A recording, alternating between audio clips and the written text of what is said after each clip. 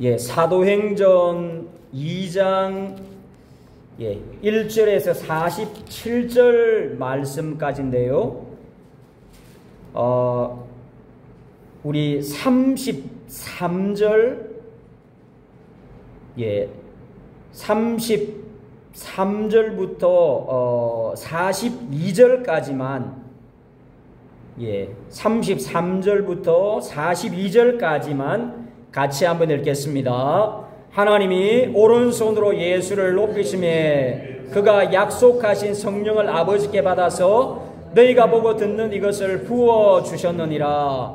다윗은 하늘에 올라가지 못하였으나 친히 말하여 이르되 주께서 내 주에게 말씀하시기를 내가 내 원수로 내 발등상이 되게 하기까지는 너는 내 우편에 앉아 있으라 하셨도다 하였으니 그런즉 이스라엘 온 집은 확실히 알지니 너희가 십자가에 못 박은 이 예수를 하나님이 주와 그리스도가 되게 하셨느니라 하니라. 그들이 이 말을 듣고 마음에 찔려 베드로와 다른 사도들에게 물어 이르되 형제들아 우리가 어찌할꼬 하거늘 베드로가 이르되 너희가 회개하여 각각 예수 그리스도의 이름으로 세례를 받고 죄 사함을 받으라. 그리하면 성령의 선물을 받으리니 이 약속은 너희와 너희 자녀와 모든 먼데 사람 곧 우리 주 하나님이 얼마든지 부르시는 자들에게 하신 것이라 하고 또 여러 말로 확증하며 권하여 이르되 너희가 이 패역한 세대에서 구원을 받으라 하니 그 말을 받은 사람들은 세례를 받음에 이 날에 신도의 수가 3,000이나 더하더라. 그들이 사도의 가르침을 받아 서로 교제하고 떡을 떼며 오로지 기도하기를 힘쓰니라. 아멘. 제가 잠시 한번 기도하겠습니다. 하나님 감사합니다.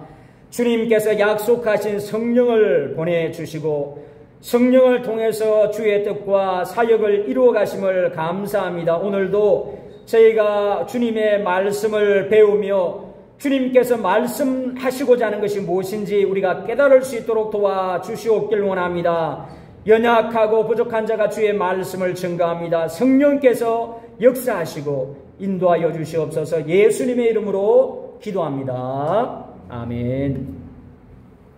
오늘 본문 1절에서 4절 말씀은 성령 하나님께서 이 땅에 오셨다는 말씀입니다. 1절에 보니까 오순절날이 이미 이름에 그들이 다 같이 한 곳에 모였더니 이스라엘의 3대 절기가 있지요.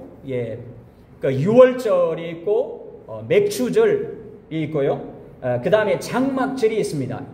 우리가 늘 유월절, 맥추절, 장막절 이렇게 하면 잘 이해가 되지 않습니다. 우리가 유월절이라는 것은 이스라엘 백성들이 이집트에서 출애굽해서 가나안 40년 광야를 돌고 가나안으로 들어온 그런 때죠. 유월절, 패스오버 이렇게 얘기를 하는데 문설주에 어린 양의 피가 있으면 그 집을 넘어간다. 죽음의 사자가 넘어간다. 죽음의 사자, 이제 예수님의 피를 상징하는데 우리 마음속에 예수 그리스도의 십자가의 피, 예수님을 믿으면 우리가 예수님의 살과 피를 먹지 않습니까? 우리가 살과 피를 먹을 때 하나님께서 마지막 때에 심판하시는데 예수님의 살과 피를 먹은 자, 믿는 자는 죽음, 심판을 면하리라. 그렇게 말씀하고 있습니다. 여러분, 우리가 성찬식을 매주 거행해야 되는데요. 우리가 현지 교회에서는 성찬식을 매주 하면서 예수님의 죽으심을 기억합니다. 매주 성찬식을 하고 우리가 믿음으로 이제 살아가는데 예수님 유월절이라는 것은 보통 우리 계절로 따지면 3월 또는 4월 정도 됩니다. 그 중간 사이에 됩니다. 3월에서 4월 정도에 유월절 절기가 있었고요. 그 다음에 유월절 절기에서 이제 77절 또는 맥추절이라고 합니다. 77, 49 이렇게 해가지고 요 맥추절이 언제냐 하면 77, 49지 않습니까? 그러니까 이제 하루를 더하면 50일이 돼서 오순절입니다. 이 오순절은 어떤 날, 77절은 어떤 날이냐 하면 맥추절이라고 하는데 보리와 밀을 추수합니다. 보리와 밀이 우리 중동에 살아보니까 언제 익습니까? 한 5월 말이나 6월쯤 이제 보리가 미리 익죠. 다 추수를 해가지고 이제 첫 곡식을 하나님 앞에 드립니다. 그러면서 이제 이스라엘 백성들이 그 여름에 비도 오지 않으니까요. 이제 하나님 앞에 나아가서 절기를 지킵니다. 그리고 장막절, 이스라엘 백성들이 광야 생활하던 그것을 기념하기 위해서 장막절을 지키는데 이 장막절이 언제냐 하면 9월이나 10월쯤 장막절이 됩니다. 그러니까 그냥 절기로 그 계절로 이해하면 3월, 4월, 5월, 6월, 9월, 10월 이게 이스라엘 3대 절기고 이 3대 절기 동안 이제 이스라엘 백성들이 여호와의 성전에 올라가서 하나님께 예배드립니다. 지금 오늘 오순절인데 이 오순절날 그 이제 첫 추수를 거두어 가지고 하나님 앞에 드리고 성전에 나가서 예배드리는 이런 날인데 한 곳에 모였더니 예수님께서 성천하시고 40일 동안 이 땅에 부활하시고 40일 동안 이 땅에 계셨습니다. 그리고는 열흘 동안 이 성도들이 모여서 계속해서 기도하고 있었는데 1절 말씀같이 다 같이 한 곳에 모였더니 호련히 하늘로부터 급하고 강한 바람 같은 소리가 있어서 그들이 앉은 온 집에 가득하며 마치 불의 혀처럼 갈라지는 것들이 그들에게 보여 각 사람 위에 임하여 있더니 그들이 다 성령의 충만함을 받고 성령이 말하게 하심을 따라 다른 방언으로 말하기를 시작하느라. 성령이 오셨는데 우리는 성령에 관해서 치유하고 여러 가지 많은 은사들 이런 것들에 관심이 가 있기 쉽습니다. 예언하는 것들 막 이런 것에 관심이 가 있기 쉬운데 성령께서 오시고 그리고는 어떤 일이 일어납니까? 5절에서 13절 말씀까지 보니까 성령이 각 사람 위에 있고 각 사람의 그 성령의 말하게 하심을 따라서 말을 했는데 막 소리를 지르면서 말하게 하심을 따라서 말을 하겠는데 4절에 보니까 다른 언어들로 말하기를 시작하니라. 그리고는 그때 유대인들이 천하 각국으로부터 와서 유대인들이 지중해를 중심으로 해가지고 이란부터 시작해가지고 뭐 터키 지역, 로마 지역, 그 다음에 아프리카 지역, 뭐 아라비아 지역 이 흩어져 있던 유대인들 또 유대교에 들어오는 사람들이 유월절을 지키려고 예루살렘에 올라와 있었습니다. 그리고 또 어떤 사람들이 있었냐면 이 유대인들은 마지막 때에 하나님의 성전이 있는 예루살렘에서 살기를 원했습니다. 그래서 예루살렘의 인생의 마지막 때에 자기의 재산을 다 정리해가지고 예루살렘에 올라온 이 사람들이 있었는데 여러분 뭐 예루살렘 가보면 그 다윗성 뭐 크지 않습니다. 뭐 하루만 보면 크지 않은데 사람들이 굉장히 많이 몰려있죠. 굉장히 많은 사람들이 몰려있습니다. 그런데 성령의 충만함을 따라서 제자들이 다른 방언들 이 사람들 5절부터 보면 쭉 얘기를 하고 있는데 막 사람들이 놀라가지고 성전 아마 이 마가의 다락방이 성전에서 가까웠던 것 같습니다. 그리고는 막 이렇게 방언을 하는데 이 사람들은 갈릴리 사람들인데 우리가 태어난 곳 방언 6, 8절 말씀 보니까 난 곳 방언으로 듣게 되는 것이 어쩜이냐라고 얘기하면서 우리는 바데, 메데, 엘람, 메소포타미아, 유대와 갑바도기아, 본도와 아시아 이런 곳에서 온 사람들이라고 얘기합니다. 이 사람들이 굉장히 놀라면서 성령께서 하시는 말씀을 이렇게 말씀해 주고 있는데 듣고 있는데 성령이 오시고 이 제자들에게 성령 충만케 하시고 하시는 일이 뭡니까? 성령이 오시고 이 그 사람들이 자기의 난 곳 방언으로 듣게 되죠. 자기의 태어난 곳 방언으로 이 사람들은 이제 히브리어 알지 못합니다. 자기의 태어난 곳이 이미 이제 70년 이상 되었으니까요. 이 사람들이 막 하다가 각지에 정착한 이런 사람들이었습니다. 이 사람들이 그 히브리어 말을 알지 못하는데 갈릴리 사람들의 말을 알지 못하는데 자기들이 다 듣게 됩니다. 그래서 듣게 되는 것이 무엇입니까? 베드로 사도와 11사도가 함께 소리를 높여서 얘기하는데 그것이 뭐냐 하면 첫 번째는 14절부터 21절 말씀까지 지금 나타난 성령이 오신 것이 무엇인가 하는 것입니다. 여러분 성령이 오신 것이 무엇입니까? 이 사람들이 막 조롱하면서 아니 저 사람들이 새술에 취했다고 지금 포도가 굉장히 많이 나오지 않습니까? 포도를 수확해가지고 이렇게 술을 담그죠. 그러니까 포도주는 좀 익어야 되는데 몇 년 익어야 되는데 술을 담궈 놓으면 막 발효가 되면서 아주 강한 술이 되죠. 그래서 이 사람들이 지금 베드로 사도가 제3시인데 아침 9시인데 아침 9시에면 유대인들이 아직 음식도 잘 먹지 않습니다. 지금 때가 제3시인데 아침 9시밖에 되지 않은데 당신들의 생각처럼 우리가 그냥 뭐 이렇게 술에 취한 것이 아니다. 요엘 선지자의 예언이 임한 것이다. 요엘 선지자가 예언을 했는데 여러분 요엘 선지자의 예언을 베드로 사도가 인용하는데요. 17절 말씀 우리 18절 말씀 같이 한번 읽어볼까요? 하나님이 말씀하시기를 말세에 내가 내 영을 모든 육체에게 부어주리니 너희의 자녀들은 예언할 것이요 너희의 젊은이들은 환상을 보고 너희의 늙은이들은 꿈을 꾸리라. 그때 내가 내 영을 내 남종과 여종들에게 부어주리니 그들이 예언할 것이요. 하나님이 요엘 선지자의 예언이 임했다. 17절에 하나님이 말씀하시기를 말세에 내가 내 영을 모든 육체에게 부어주리니 너희의 자녀들은 예언할 것이요 너희의 젊은이들은 환상을 보고 너희의 늙은이들은 꿈을 꾸리라. 요엘 선지자가 말세에 모든 육체에게 성령을 주시겠다고 하셨는데 그 성령이 지금 오셨다라고 말씀합니다. 여러분 구약시대 때는 특별한 사람만 성령을 받았지 않습니까? 그렇죠? 우리가 구약 성경을 읽어보면 특별한 사람, 선지자, 사사 이런 사람들만 성령을 받았습니다. 그런데요 요엘 선지자가 우리 요엘서 말씀 보면 지금 이렇게 요엘서 2장을 인용하고 있는데 하나님이 말세에 내가 내 영을 육체에 부어준다고 했는데 지금 그 성령이 제자들에게 우리에게 와서 이 지금 요엘 선지자의 예언이 임한 것이라고 얘기합니다. 그리고 영을 내 육체에 부어주리니 너희의 자녀들은 예언할 것이요 너희의 젊은이들은 환상을 보고 너희의 늙은이들은 꿈을 꾸리라. 여러분 너희의 젊은이들이 환상을 본다고 했습니다. 젊은이들이 성령을 받으면요 성령을 받으면 환상을 봅니다. 어떤 환상을 볼까요? 너희의 자녀들은 예언할 것이다. 성령을 받으면 말세에 영을 받으면 예언할 것이라고 했는데 어떤 예언을 할까요? 너희의 늙은이들은 꿈을 꿀 것이다. 어떤 꿈을 꿀까요? 여러분 성령이 부어주시니까요 성령이 부어주니까 너희의 자녀들은 예언할 것이라고 했는데 어떤 예언을 할까요?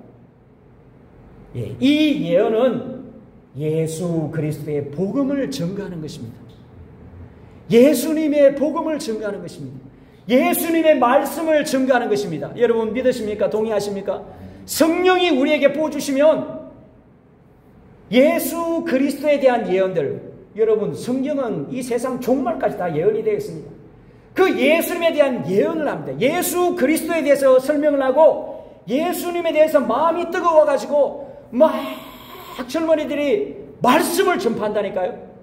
여러분 말씀을 굉장히 많이 공부하고 신학을 하고 이렇게 이제 설교를 할 수 있지 않습니까? 그런데 성령이 임하니까 어떻게 됩니까?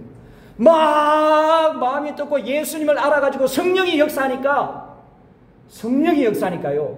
젊은 사람들이 어린 아이들도 예수님을 증거하고 예수님에 대해서 막 말씀을 증거합니다. 이것이 자녀들이 예언할 것이라는 것입니다. 여러분 이번 주에도 우리 그 젊은 현지교회 수련회를 하면서 놀라는 것이 뭐냐면 아니 얘들이 신학도 하지 않은데 설교를 왜 그렇게 잘합니까? 정말 말씀을 잘 전합니다. 이제 제가 이제 아랍어를 어느 정도 알아들으니까 얼마나 잘하는지. 한 청년은 있는데 이제 대학을 다니는데요. 조직신학 강의를 얼마나 잘하는지요. 교회에 대해서 설교를 하는데 그 믿지 않는 아이들도 많고 그냥 억지로 따라오는 아이도 많고 또 어떤 그 친구는 자기 이제 그 조카 여자아이들 둘이 보내니까 삼촌이 따라가서 처음에는 오빠인 줄 알았는데 삼촌이 따라가서 지켜야 된다고 따라온 거예요. 모임이 있으면 모임 끝나고 나면 밖에 나가가지고 담배를 피우고 이렇게 하는데 그런 아이들을 대상으로 교회가 무엇인지를 강의를 하는데 너무너무 잘하는 거죠. 너무 잘하는 거죠. 청년들이. 성령이 임하니까 어떻습니까? 성령이 우리 속에 있으니까 성령이 깨닫게 하시고 예수님을 알게 하시고 예언하게 하십니다. 우리는 예언이라고 생각하면 신비한 것을 생각하는데요. 설교 가운데 예언성이 담겨 있습니다. 하나님의 말씀 가운데 이 세상 끝까지 모든 것이 다 있습니다. 우리의 삶도 하나님께서 이미 다 말씀하셨습니다. 우리 신기한 것 하는데 그게 예언이 아니고 참된 예언은 하나님의 말씀을 풀어서 예수 그리스도를 증거해주고 예수님의 복음을 증거하는 이것이 예언입니다. 환상을 보게 되죠. 환상을 보게 되죠. 여러분 CCC 같은 데 보면 그리스도의 계절이 이 땅에 오게 하자. 여러분 김중곤 목사님께서 청년들 몇 명 데리고 기도할 때 한국에 이 한국에 이 조국 대한민국에 그리스도의 계절이 오게 하자. 웃었잖아요 처음에. 청년들 몇 명 데리고 이 땅에 그리스도의 계절이 오게 하자. 그런데 지금 얼마나 큰 부흥이 일어났습니까? 여러분 다 그냥 처음에 우리가 시작할 때 얼마 되지 않는데 뭐 이렇게 되겠냐고 다 그렇게 생각했잖아요. 그런데 어떻습니까? 한국에 엄청나게 교회가 부흥했습니다. 여러분 주님의 말씀에 그 바울 사도도 마찬가지였고 예수님도 마찬가지였고 그냥 겨자씨만한 믿음, 겨자씨가 떨어져가지고 그게 자라가지고 하나님의 나라가 확장이 된다. 그냥 이렇게 그 여자가 그 반죽을 그냥 이렇게 한 말을 했는데 한 말이 아니고 조금 했는데 거기다가 누룩을 좀 넣으니까 누룩이 부풀어가지고 여러분 누룩도 보니까 냉장고 속에 넣어놓으니까 엄청나게 많이 부푸는 것 같습니다. 하나님 나라가 그렇다는 거죠. 처음에 시작할 때는 아주 작게 시작하지만 성령이 역사하고 하나님께서 성령께서 역사하시니까 이게 믿고 기도하는 대로 되는 것 같습니다. 오늘 17절 말씀 마지막에 보니까 너희의 늙은이들은 꿈을 꾸리라. 여러분 늙으면 맨날 꿈꾸죠. 맨날 늙으면 꿈이 많아요. 근데 그 꿈이 어떤 꿈입니까? 쓸데없는 꿈이 많아져요. 근데 늙은이들에게 성령으로 충만하면 어떻게 됩니까? 이 세상 복음화에 대한 꿈을 꾼다니까요. 성령이 임하면요 쓸데없는 것 다 이게 옳고 이게 그러고 분간이 됩니다. 쓸데없는 것들 세상적인 것들이 다 가고 쓸데없는 그냥 개꿈들이 다 가고 이 세상 복음화에 대한 꿈을 꾸게 됩니다. 여러분 동의하십니까? 믿으십니까? 성령이 충만하면요 내가 영혼에 대한 안타까움이 일어나요. 영혼에 대한 안타까움이 일어나고 세상 복음화에 대한 꿈을 꾸게 됩니다. 여러분 제가 부산에 있는 교회에서도 마찬가지였는데 연세가 많이 드신 분들이 정말 가난하신데 그분들이 내가 못 나가니까 어떤 꿈을 꾸냐면 내가 이렇게 선교사님 선교하는데 그 교회가 필요하면 내 그 재산을 좀 들여서라도 교회를 건축하면 좋겠습니다. 교회의 모토가 뭐냐면 개척교회, 부산에 크지도 않은 건데 개척교회 100개를 좀 우리가 기도하자. 참 이렇게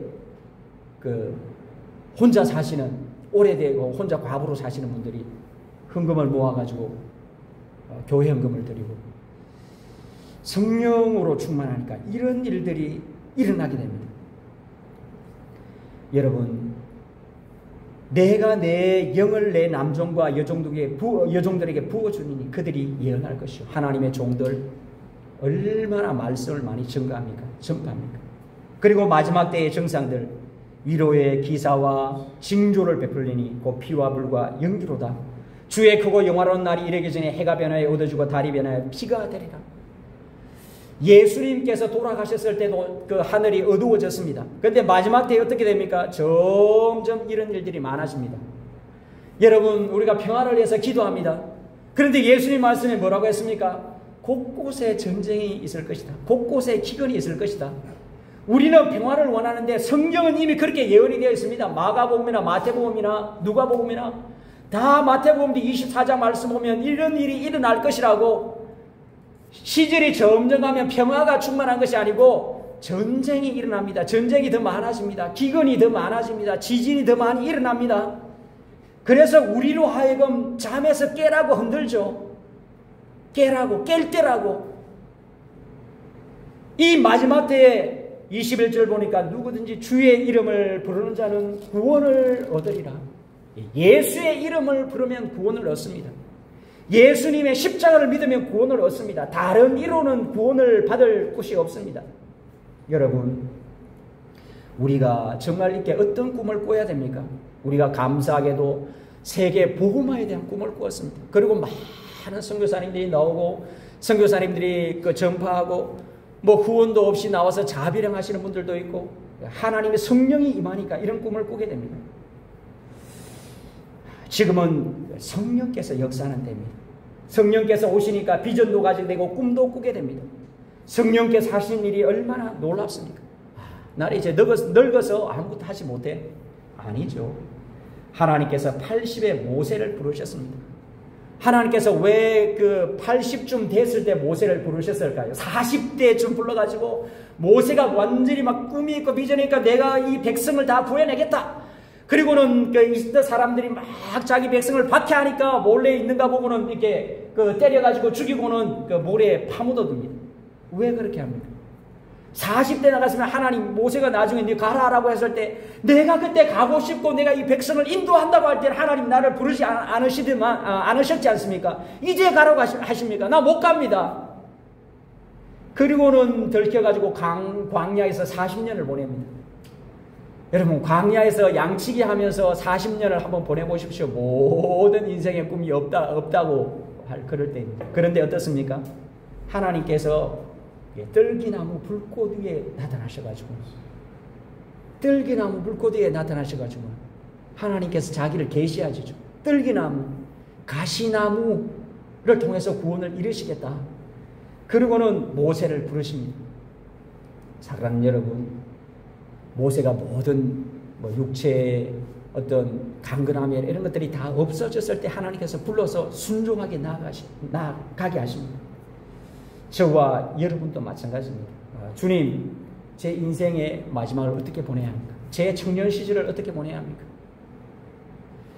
성령이 임하니까 세상 복음화. 여러분, 한 영혼이 구원받는 것보다 더 중요한 것이 뭐가 있습니까? 없습니다. 한 영혼이 구원받는 것보다 더 중요한 게 있습니까? 한 영혼이 천하보다 귀하다고 그랬습니다. 예수님께서 한 귀신 들린 자를 이렇게 고치니까 그 귀신이 2,000마리나 되는 돼지떼에 들어가서 돼지떼가 그냥 이렇게 갈릴리 호수에 다 몰사했습니다. 돼지가 한 2,000마리 되면 얼마나 엄청난 가격이 되겠습니까? 그런데 그 한 영혼 구한다고 예수님께서 다 이렇게 돼지떼를 몰살시킵니다.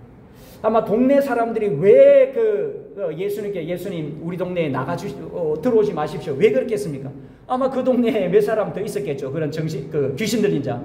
근데 귀신 들린 자 한 사람, 또 어떤 복음서에 2사람 고치는데도 그 정도의 어떤 많은 돼지가 들었다면, 자기 동네에 지금 미쳐있는 사람, 귀신 들린 사람이 있는데 얼마나 더 큰 재산이 될까? 예수님, 우리 동네에 들어오지 마십시오. 영혼의 가치를 몰라서 그렇죠.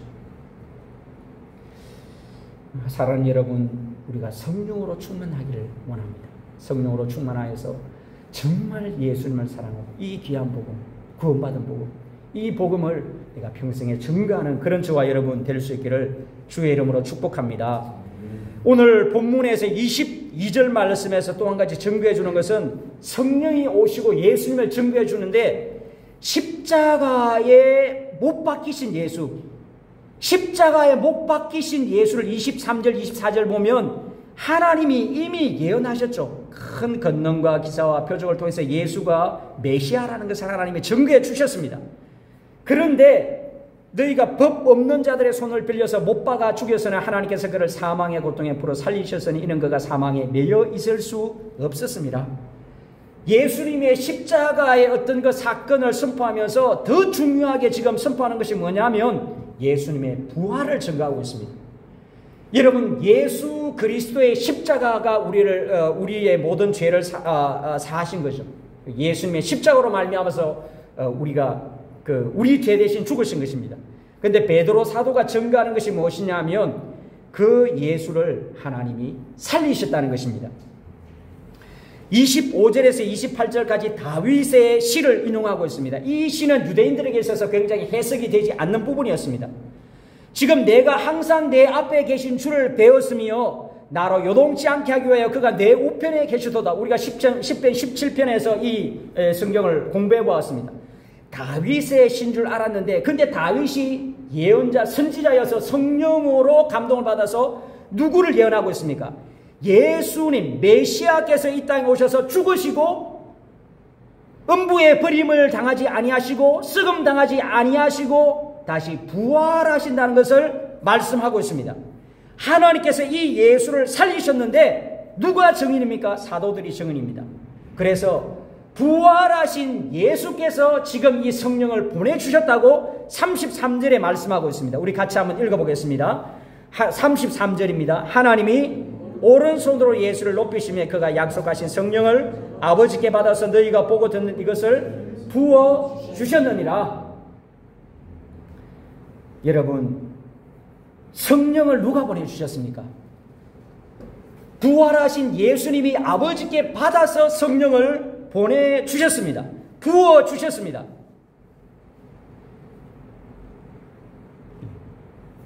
성령께서 오셨는데 예수님, 부활하신 예수님께서 아버지께 받아서 성령을 보내주셨고 부어주셨습니다. 그리고는 그 이스라엘 백성들에게 36절 말씀에 너희는 확실히 알지니 너희가 십자가에 못 박은 이 예수를 하나님이 주와 그리스도가 되게 하셨느니라.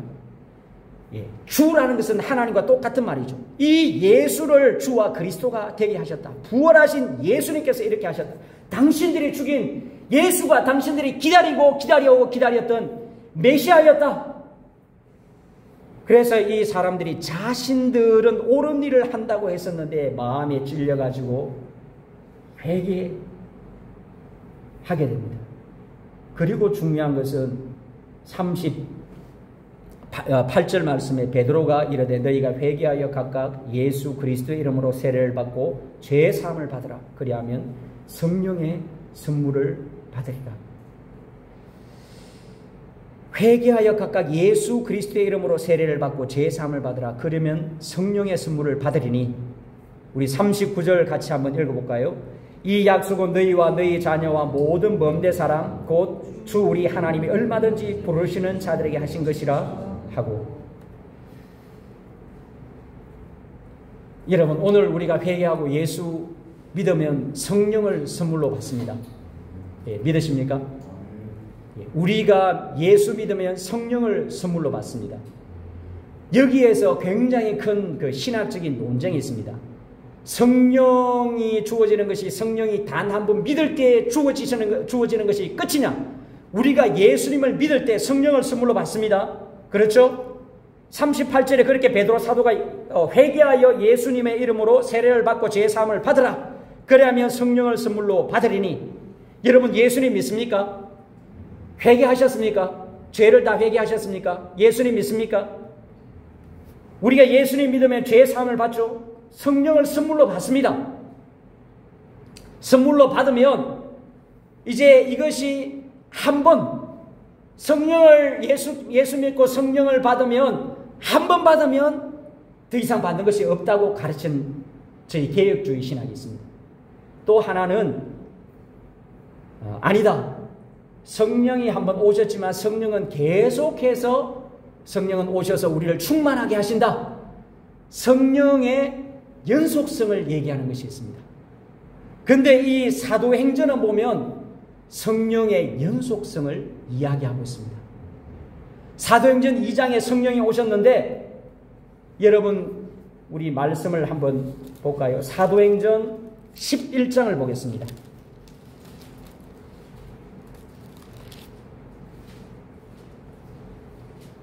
10장입니다. 예, 10장 44절에 지금 베드로가 고넬료의 집, 이방인 백부장 고넬료의 집에 들어가서 지금 복음을 증거했습니다. 여러 가지 나중에 제가 또 이렇게 이 시간이 되면 말씀드리겠습니다. 44절에 보니까 같이 한번 읽어보겠습니다. 베드로가 이 말을 할 때에 성령이 말씀 듣는 모든 사람에게 내려오시니 베드로와 함께 온 할례 받은 신자들이 이방인에게도 성령 부어주심으로 말미암아 놀라니 이는 방언을 말하며 하나님 높임을 들음이러라. 베드로가 이르되 이 사람들이 우리와 같이 성령을 받았으니 누가 능히 물로 세례 베품을 금하리요 하고 명하여 예수 그리스도의 이름으로 세례를 베풀라 하니 그들에게 베드로에게 며칠 더 머무기를 청하느니라. 성령이 그냥 오순절날 한번 딱 내려오고 끝났습니까?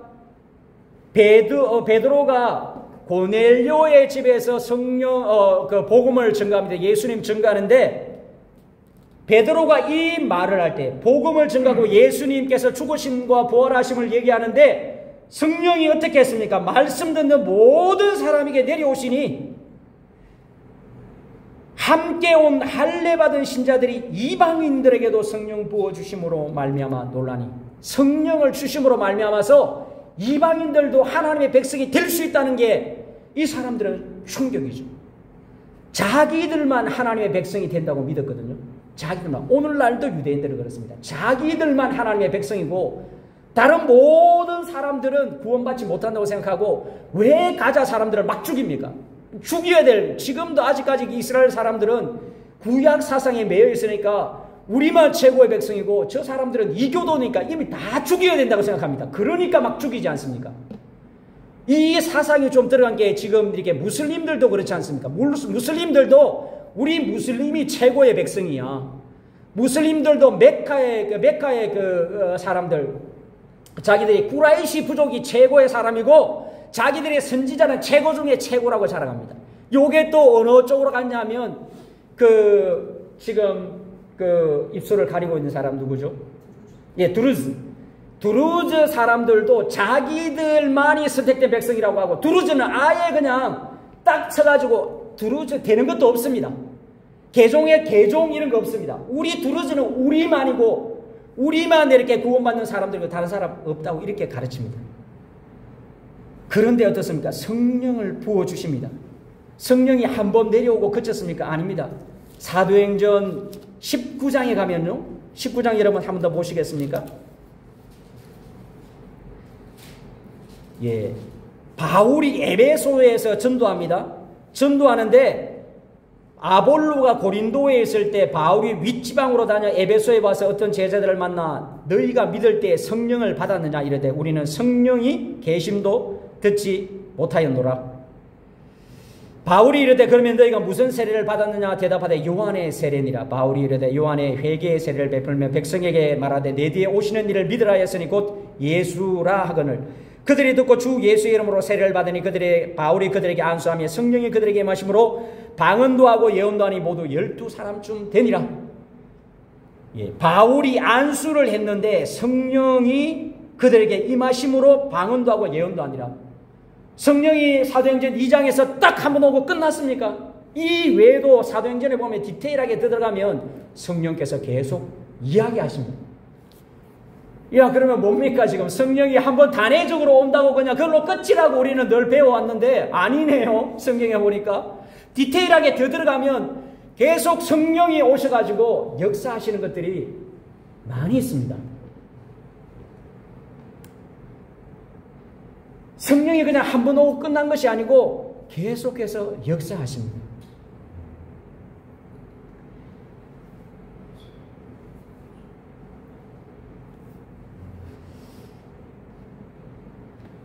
여러분, 우리가 이 두 가지를 좀 조화시킬 필요가 있는데 성령께서 예수 믿을 때 우리에게 오시죠.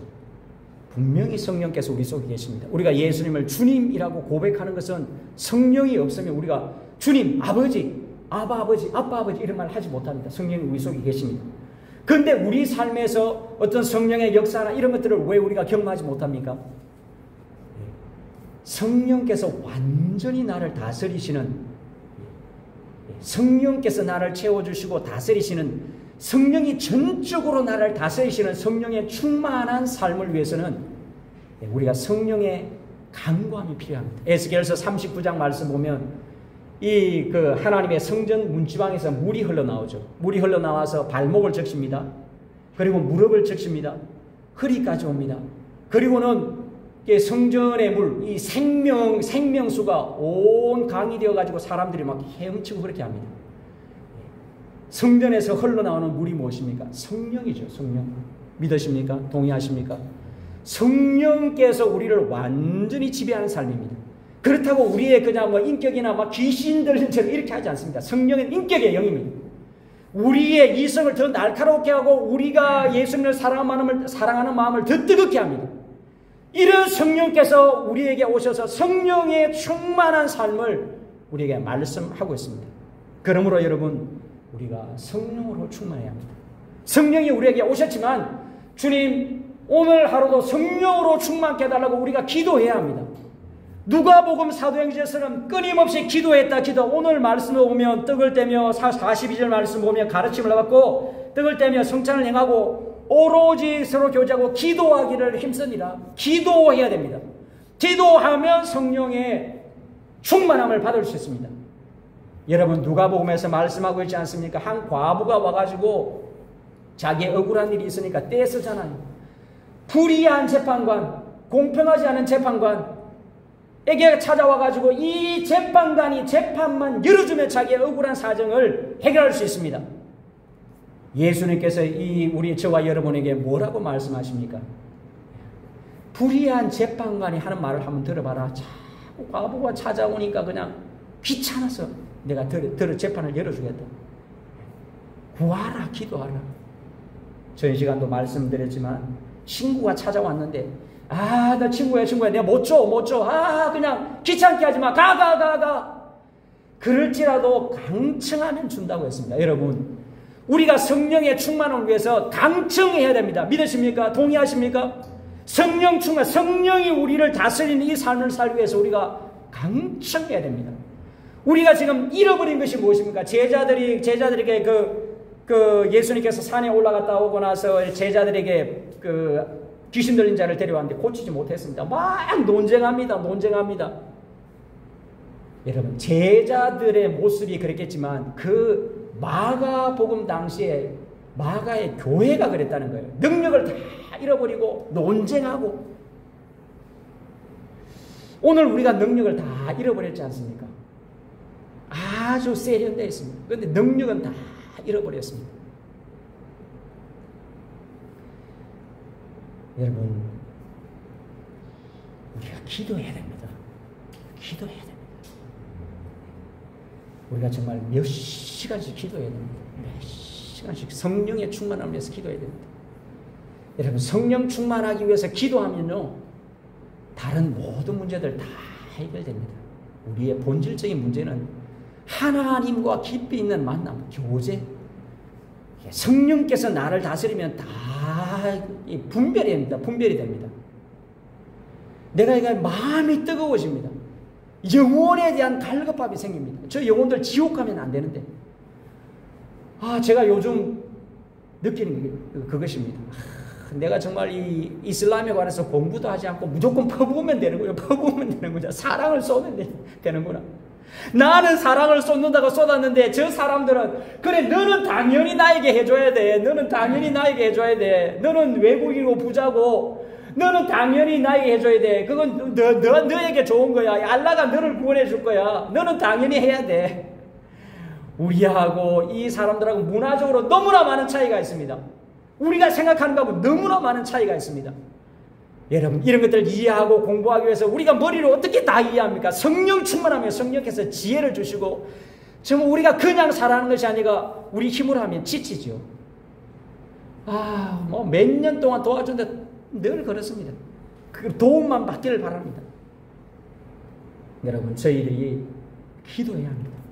로이드 존스 목사님이라고 유명한 목사님이 계십니다. 정말 교리적으로 강의 설교를 탁월하게 하십니다. 개혁주의 설교하시고, 이분은 의사신데 정말 영국 왕실의 주치이셨는데 굉장히 탁월하신데, 이분이 목회에 대해서 소명을 느끼면서, 왜 소명을 느끼냐면 본인이 의사로서 사람들을 고쳐뒀지만 또 돌아가가지고는 술 먹고 이렇게 죄악에 빠지니까 굉장히 고민이 되어서 정말 이 사람들을 고치는 길이 뭘까? 목회를 해서 영혼을 고쳐야 되겠다. 하나님의 말씀으로 많이 고민하고 기도하면서, 이분은 신학도 하지 않았는데 정말 설교를 너무너무 잘했습니다. 제가 대학교 2학년 때 이 로이드 존스 목사님의 강해 설교 11권을 읽고는 설교하고 싶어가지고요. 대학교 2학년이 뭘 알겠습니까? 강해 설교를 읽었는데 너무 마음이 뜨거워져가지고 설교를 하고 싶어가지고 제가 대학 2학년 때 막 그 청년들 선배들 앞에서 강의를 한번 한 적이 있습니다. 이분이 다른 것은 개혁주의적으로 다 인정을 하는데 성령 부분에서는 성령의 연속성을 인정합니다. 이분이 정말 영국 교회가 참 이렇게 잠들어 있을 때 그 웨스트민스터 채플에서 설교를 하는데 사람들이 이분의 설교를 듣기 위해서 굉장히 많이 모였습니다. 이분도 자기가 이렇게 그 어떤 신학적인 것을 열어두고는 너무 교회가 차가워지니까 성령께서 오늘날도 역사하신다고 하면서 뜨거운 마음을 가지고 여러분 설교했습니다. 여러분 파스칼 아시죠? 수학자 파스칼. 팡세에 보면 자기가 막 그 이런 메모지에 그 자기가 잠언 뭐 생각을 적어서 옷에 막 기워 있었지 않습니까? 팡세에 보면 성령의 불이 임했다고 얘기합니다. 이분은 수학자인데 자기가 어느 날 성령의 불이 임했다고 얘기합니다. 여러분 우리에게는 지금 성령의 막 불같이 바람같이 이런 역사는 없을 수 있지만 그러나 성령이 나를 다스리시고 성령이 내 속에 오셨다는 것을 우리가 알 수 있습니다. 내 삶으로 열매로 알 수 있습니다. 성령이 오시고 이게 43절부터 47절까지 말씀 보면요, 이제 초대 교회가 시작이 되죠. 공동체가 시작이 됩니다. 재산과 소유를 팔아서 막 시작되는데 하나님을 찬미하고 교회가 막 부흥하는 이런 역사가 있습니다. 저는 오늘 우리가 기도하기를 원합니다. 하나님, 이 시간 주의 성령으로 충만케 해달라고.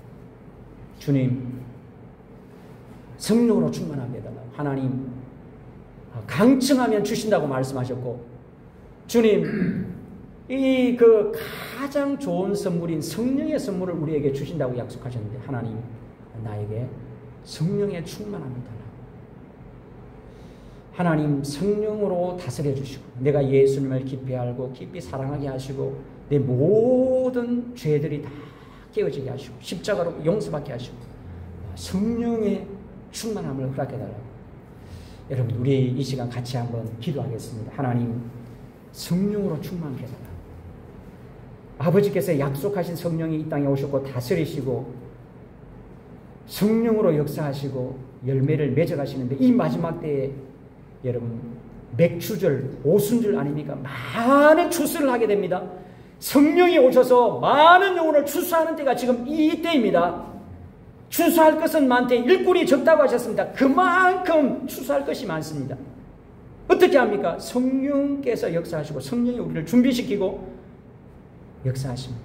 우리 같이 한번 기도하겠습니다. 하나님, 이 시간 성령으로 충만케 해달라고. 우리 같이 한번 기도하겠습니다. 하나님, 성령 충만하게 해달라고. 주님 감사합니다. 주여, 이 시간 성령으로 충만케 하여 주시옵소서. 아버지, 성령으로 충만케 하여 주시옵소서. 주님, 내 죄를 회개합니다. 아버지, 성령으로 충만케 하여 주시옵소서. 주여,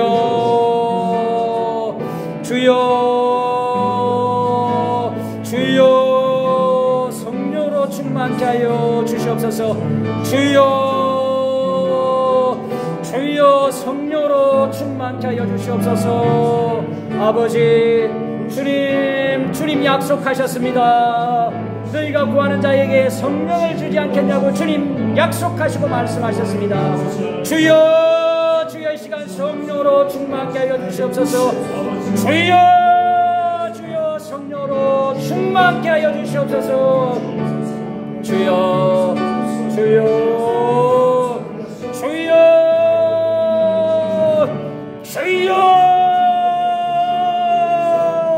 아버지, 주여,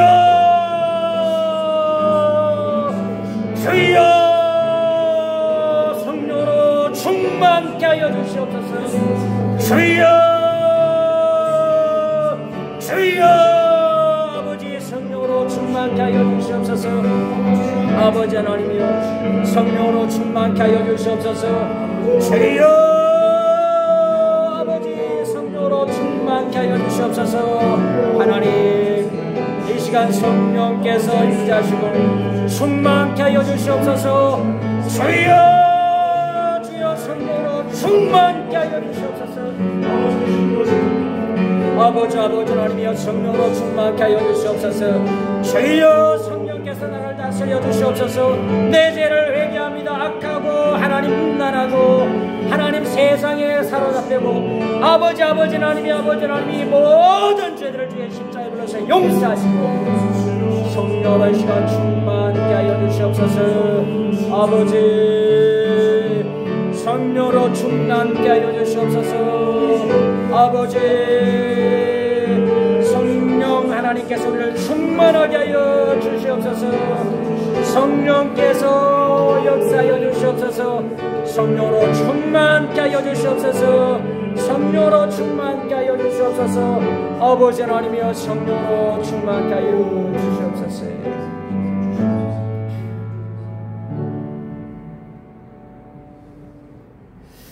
주님 감사합니다. 우리를 성령으로 충만케 하여 주시옵소서. 아버지 우리가 영적인 갈급함을 가지게 하여 주시옵소서. 목마른 자가 하는 목마른 사슴이 하나님 신의 물을 찾듯이 우리가 성령의 충만함을 하나님 간절히 갈구할 수 있도록 도와주시옵소서. 주여 우리가 기도하기를 원합니다. 하나님 날마다 주 앞에서 무릎 꿇기를 원합니다. 성령으로 충만케 하여 주시옵소서. 주님을 뜨겁게 사랑하기를 원합니다. 주의 복음을 하나님 증거하기를 원합니다. 준비되기를 원합니다. 주여 성령으로 역사하여 주시옵소서. 예수님의 이름으로 기도합니다. 아멘.